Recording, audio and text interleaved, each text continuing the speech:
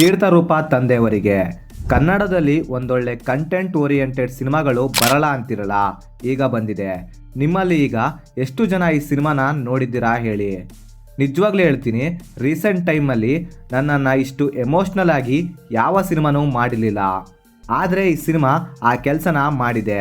Seriously ಹೇಳ್ತೀನಿ, golden worth cinema ಅಂತಾರಲ್ಲ, ಆ ಕ್ಯಾಟಗರಿಗೆ ಸೇರುವಂಥ ಸಿನಿಮಾ ಇದು. ಆ್ಯಂಡ್ ಈ ಸಿನಿಮಾ ಈಗ ಅಮೆಝಾನ್ ಪ್ರೈಮ್ನಲ್ಲಿ ನೋಡೋಕೆ ಸಿಗುತ್ತೆ. ಇನ್ನು ಸಿನಿಮಾದ ಒನ್ಲೈನ್ ಸ್ಟೋರಿ ವಿಷಯಕ್ಕೆ ಬರೋದಾದರೆ, ಸಿನಿಮಾದ ಹೀರೋ ಆದ ಪೃಥ್ವಿ ಸಂಚಾರಿ ಇವನೊಬ್ಬ ಟ್ರಾವೆಲರ್ ಆಗಿರ್ತಾನೆ ಆ್ಯಂಡ್ ಯೂಟ್ಯೂಬರ್ ಆಲ್ಸೋ. ಇದರಿಂದ ಇವನು ಒಳ್ಳೆ ಹೆಸರು ಕೂಡ ಮಾಡಿರ್ತಾನೆ. ಹೀಗಿರೋ ಇವನ ಲೈಫ್ನಲ್ಲಿ ಏನೂ ಕೂಡ ಸರಿ ಇರೋದಿಲ್ಲ. ಅಂದರೆ ಚಿಕ್ಕ ವಯಸ್ಸಲ್ಲೇ ಅವನ ಅಪ್ಪ ಅವನನ್ನು ಬಿಟ್ಟು ಬೇರೆ ಹೋಗಿರ್ತಾರೆ. ಇನ್ನೊಂದು ಕಡೆ ತಾಯಿ ಇನ್ನೊಬ್ಬರ ಜೊತೆ ಸಂಬಂಧ ಬೆಳೆಸಿಕೊಂಡಿದ್ದಾರೆ ಅಂತ ಅಂದ್ಕೊಂಡು ಯಾವಾಗಲೂ ತಾಯಿಯ ಜೊತೆ ಜಗಳ ಮಾಡ್ಕೊಂಡಿರ್ತಾನೆ. ಈ ಎಲ್ಲ ವಿಷಯಗಳಿಂದ ಅವನ ಲೈಫ್ನಲ್ಲಿ ತುಂಬ ನೋವನ್ನು ಅನುಭವಿಸುತ್ತಿರುತ್ತಾನೆ. ಹೀಗಿರೋ ಇವನ ಲೈಫ್ನಲ್ಲಿ ಒಂದು ವಿಷಯದಿಂದ ಇವನು ಒಬ್ಬರನ್ನು ಹುಡ್ಕೊಂಡು ಎಲ್ಲಿಗೆಲ್ಲ ಹೋಗ್ತಾನೆ, ಏನೆಲ್ಲ ಮಾಡ್ತಾನೆ ಅನ್ನೋದನ್ನು ನೀವು ಸಿನಿಮಾ ನೋಡೇ ತಿಳ್ಕೊಬೇಕು. ಇನ್ನು ಸಿನಿಮಾದಲ್ಲಿ ನನಗೆ ಪಾಸಿಟಿವ್ ಅನಿಸಿದಂದರೆ ಇದರಲ್ಲಿ ಇರುವಂಥ ಎಮೋಷ್ನಲ್ ಕ್ಲೈಮ್ಯಾಕ್ಸ್. ಆ ಸ್ಟೇಜಲ್ಲಿ ಅವರು ಆಲ್ಮೋಸ್ಟ್ ಕಣ್ಣೀರು ತರಿಸ್ಬಿಟ್ಟಿದ್ರು. ಅದರಲ್ಲೂ ಸಿನಿಮಾದಲ್ಲಿ ಆ ತಾಯಿ ಕ್ಯಾರೆಕ್ಟರ್ ಏನಿದೆಯಲ್ಲ, ಎಲ್ರಿಗೂ ಕೂಡ ಅದು ಕನೆಕ್ಟ್ ಆಗೋದಲ್ಲದೆ ಫುಲ್ ಎಮೋಷ್ನಲ್ ಆಗಿ ಮಾಡಿಬಿಡುತ್ತೆ. ಅಷ್ಟು ಅದ್ಭುತವಾಗಿ ಆ ಕ್ಯಾರೆಕ್ಟರ್ನ ಬರ್ಕೊಂಡು ಎಕ್ಸಿಕ್ಯೂಟ್ ಮಾಡಿದ್ದಾರೆ. ಆ್ಯಂಡ್ ಸಿನಿಮಾದ ಸೆಕೆಂಡ್ ಹಾಫ್ನಲ್ಲಿ ತಂದೆ ಕ್ಯಾರೆಕ್ಟರ್ನ ತಂದು ಒಂದೊಳ್ಳೆ ತಂದೆ ಮಗನ ರಿಲೇಷನ್ಶಿಪ್ ಬಾಂಡಿಂಗ್ನ ಕ್ರಿಯೇಟ್ ಮಾಡ್ತಾರೆ.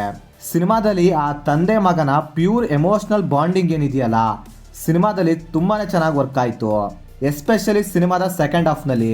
ಹಾಗೆ ಸಿನಿಮಾದಲ್ಲಿ ಇರುವಂಥ ಲವ್ ಸ್ಟೋರಿನ ಸಿನಿಮಾದ ಮೇನ್ ಸ್ಟೋರಿಗೆ ತುಂಬ ಚೆನ್ನಾಗಿ ಬ್ಲೆಂಡ್ ಮಾಡಿರೋದ್ರಿಂದ ಆ ಎಲ್ಲ ಲವ್ ಸೀನ್ಸ್ಗಳು ಸಿನಿಮಾನ ನೋಡುವಾಗ ಒಂದೊಳ್ಳೆ ಫ್ರೆಶ್ ಫೀಲ್ ಕೊಡ್ತಿದ್ವು. ಸೊ ಇದೇ ಥರ ಹೇಳ್ತಾ ಹೋದರೆ ಸಿನಿಮಾದಲ್ಲಿ ತುಂಬಾ ಪಾಯಿಂಟ್ಸ್ಗಳು ಸಿಗ್ತವೆ.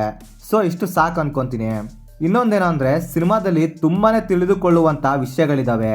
ಪ್ರತಿಯೊಬ್ಬ ಮಕ್ಕಳ ಜೀವನದಲ್ಲಿ ತನ್ನ ತಂದೆ ತಾಯಿ ಕೊಟ್ಟ ಪ್ರೀತಿಯನ್ನು ಸ್ವಂತ ಮಗನೇ ತನ್ನ ತಂದೆ ತಾಯಿಗೆ ಕೊಡಲು ಸಾಧ್ಯವಿಲ್ಲ ಎಂಬ ಅರ್ಥವನ್ನು ಸಿನಿಮಾದಲ್ಲಿ ತುಂಬ ಅರ್ಥಪೂರ್ಣವಾಗಿ ತೋರಿಸಿದ್ದಾರೆ ಅನ್ಬೋದು.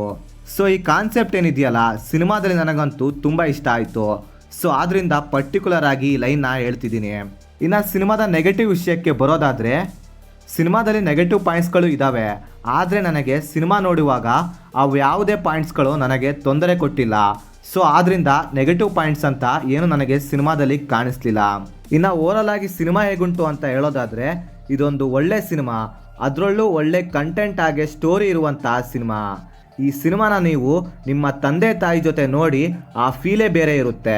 ಇನ್ನು ನನ್ನ ಪ್ರಕಾರ ಹೇಳೋದಾದರೆ ಇದೊಂದು ಮಸ್ಟ್ ವಾಚ್ ಸಿನಿಮಾ, ಅಂದರೆ ಹೈಲಿ ರೆಕಮೆಂಡೆಡ್ ಅಂತೀನಿ. ಸೊ ಇದಾಗಿತ್ತು ಫ್ರೆಂಡ್ಸ್, ನಾನು ಈ ಸಿನಿಮಾ ನೋಡಿದ್ದಾದಮೇಲೆ ನನಗನ್ಸಿದಂಥ ಒಪಿನಿಯನ್. ನೀವೇನಾದರೂ ಆಲ್ರೆಡಿ ಸಿನಿಮಾ ನೋಡಿದರೆ ನಿಮಗೇನಿಸ್ತು ಅಂತ ಕೆಳಗಡೆ ಕಮೆಂಟ್ ಮಾಡಿ ತಿಳಿಸಿ. ಹಾಗೆ ನೀವೇನಾದರೂ ನಮ್ಮ ಚಾನಲ್ಗೆ ಫಸ್ಟ್ ಟೈಮ್ ವಿಸಿಟ್ ಮಾಡಿದರೆ ನಮ್ಮ ಚಾನಲಿರೋ ಕಂಟೆಂಟ್ನ ಚೆಕ್ ಮಾಡಿ, ಇಷ್ಟ ಆದರೆ ಮಾತ್ರ ಸಬ್ಸ್ಕ್ರೈಬ್ ಮಾಡ್ಕೊಳ್ಳಿ. ಸೊ ಇಷ್ಟ ಹೇಳ್ತಾ ಈ ವಿಡಿಯೋನ ಎಂಡ್ ಮಾಡ್ತಿದ್ದೀನಿ. Bye friends.